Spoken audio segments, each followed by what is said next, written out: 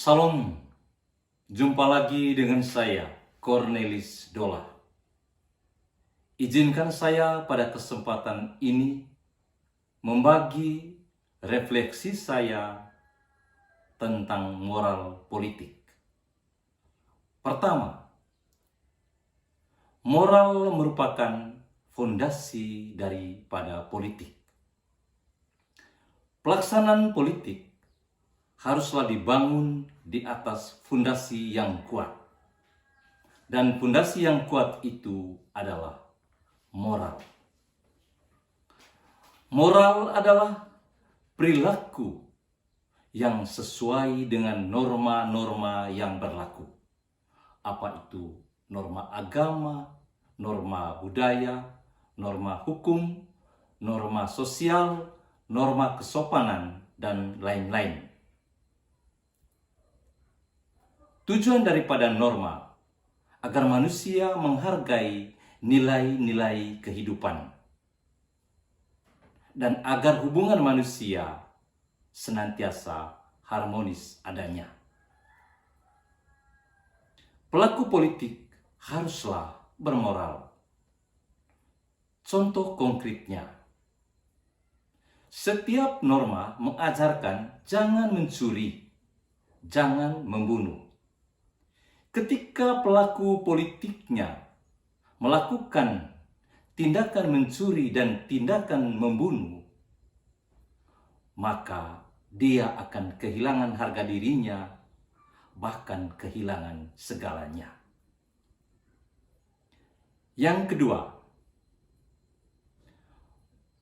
moral merupakan jiwa atau roh dalam interaksi politik. Politik adalah interaksi sosial dengan sesama.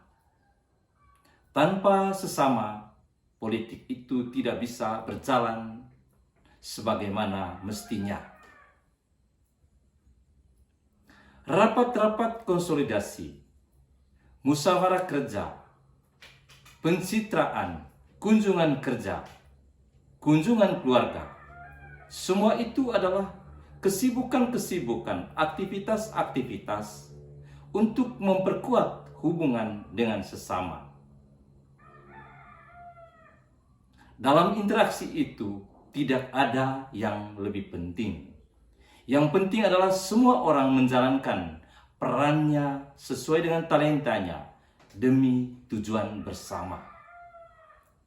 Dalam interaksi sosial itu, sikap moral haruslah menjadi roh, menjadi jiwa yang menggerakkan perilakunya.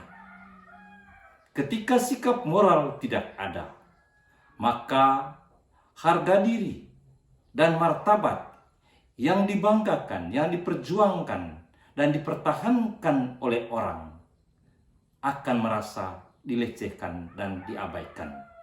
Dan pada kesempatan itulah seseorang akan mengundurkan diri dari interaksi politik itu. Efek dominonya, ada kehilangan peran dan ada kehilangan kekuatan. Ketiga, moral merupakan proteksi atau penjaga keselamatan politik. Pelaksanaan politik haruslah nyaman. KPU harus kerja dengan nyaman. PPS atau panitia pemungutan suara harus kerja dengan nyaman. Demikian juga rakyat sebagai pemilik suara harus merasa nyaman. Kalau tidak, maka hajatan politik itu bisa terancam, bisa dibatalkan, atau bisa diundurkan. Dalam rangka itulah negara mengucurkan dana yang begitu besar agar politik itu berjalan dengan aman dan lancar. Kenyamanan politik, kenyamanan pelaksanaan politik tidak hanya bergantung kepada kerjanya Bawaslu, tidak hanya bergantung kepada kerjanya TNI dan Polri. Kenyamanan politik harus didukung oleh kesadaran perilaku moral dari setiap warga negaranya. Yang keempat,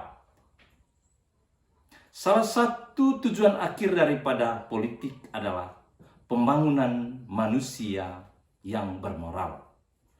Manusia yang bermoral merupakan indikator daripada kesejahteraan.